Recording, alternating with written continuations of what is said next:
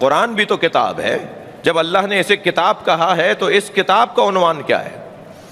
جب ہر کتاب کسی عنوان پر لکھی گئی ہے تو قرآن بھی کتاب ہے، تو اس کتاب کا عنوان کیا ہے؟ اس کتاب کا عنوان یعنی قرآن کا عنوان انسان ہے. اللہ نے انسان کے موضوع پر جو کتاب لکھی ہے اسے قرآن کہا جاتا ہے. بھائی اس نے بنایا تو بہت کچھ، مگر سب کچھ بنا کر بھی اس نے اپنے آپ کو مبارکباد نہیں دی. یہ انسان کیا ہے کہ جسے بنا کر کہا تبارک اللہ احسن الخالقین.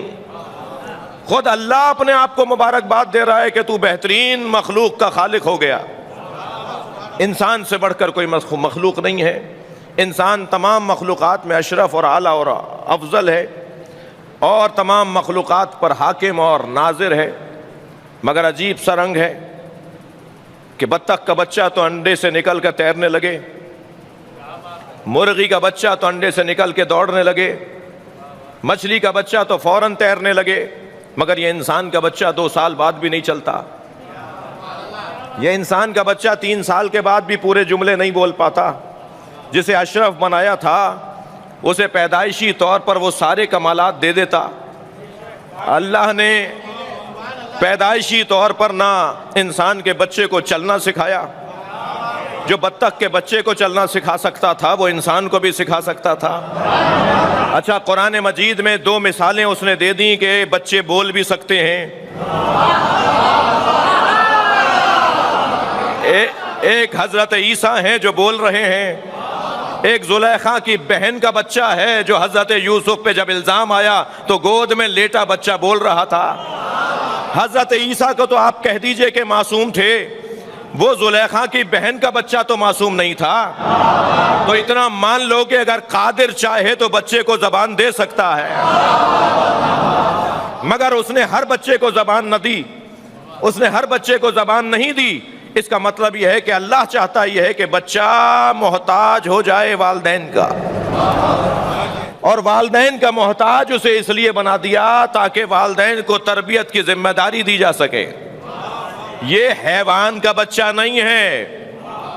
جب یہ ہے ہی انسان کا بچہ تو تم پر تربیت کی ذمہ داریاں ہیں. یاد رہے کہ جسے تربیت کا حق دیا جاتا ہے اسے تنبیہ کا حق بھی دیا جاتا ہے. جو پڑھاتا ہے وہ ڈانٹ بھی سکتا ہے، جو کھلاتا ہے وہ ناراض بھی ہو سکتا ہے. بس عزیزان گرامی، ربوبیت کے رشتے سے وہ تربیت کرتا ہے، اور اسی خالقیت اور ربوبیت کے تقاضے کے مطابق وہ ناراض ہو جاتا ہے جسے عذاب کہا جاتا ہے. یہ اللہ کی طرف سے عذاب یا اللہ کی طرف سے ناراضگی کا اظہار، یہ ہر مربی کو حق حاصل ہے. یہ 4 بچوں کے ماں باپ جب اپنے بچوں سے ناراض ہو سکتے ہیں تو وہ جو خالق کائنات ہے، وہ جو ماں باپ کو بھی پال رہا ہے، اسے بھی حق ہے کہ وہ کسی سے ناراض ہو جائے. تو یہ ناراضگی کو ناانصافی نہ کہنا بلکہ تربیت کا حصہ جاننا. تربیت کا صلوات پڑھیں گے محمد و آل محمد.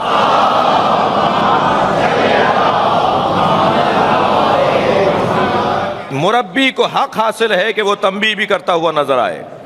لہذا اس بچے کو وابستہ کر دیا ماں باپ کے ساتھ تاکہ وہ تربیت کریں، وہ سکھائیں، وہ سمجھائیں، وہ سنواریں، وہ بڑا کریں، وہ جوان کریں، وہ انسان کے بچے کو انسان بنائیں.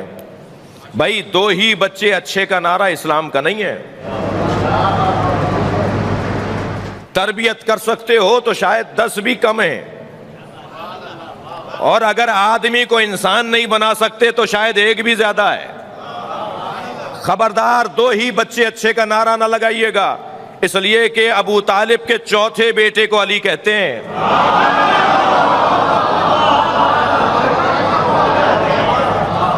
اگر یہ منطق مسلمانوں نے اپنا لی ہوتی تو پھر علی سے بھی محروم ہو گئے ہوتے. نہیں، تربیت والدین کی ذمہ داری ہے، اور کیونکہ مربی ہیں اس لیے اولاد کو ان کے ساتھ محتاج کر دیا، ان کا محتاج کر دیا، ان کے ساتھ جوڑ دیا.